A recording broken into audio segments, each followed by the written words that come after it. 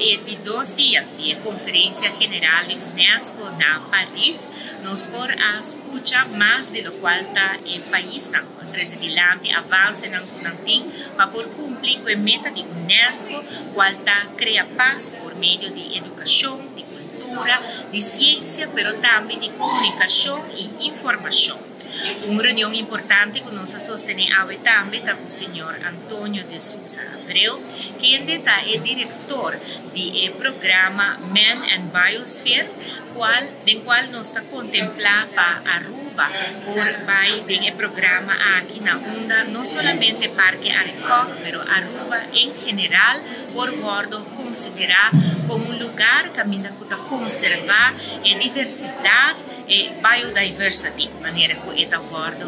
chama. Também nós atendemos o qual está em high level meeting,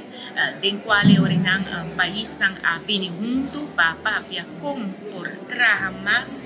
estrutura com outro, mas também como por usar o qual está inteligência artificial na bem-estar de humanidade.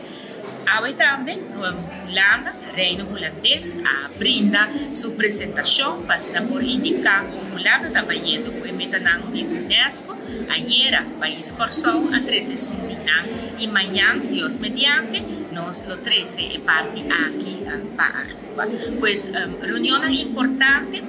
topando também o gente de diferentes países e de qual nós por conversar e conta pouco mais de Aruba e trabalham com Aruba também está assim, para por cumprir com a meta para por chegar na paz via de lo qual está e tools que o UNESCO está brindando.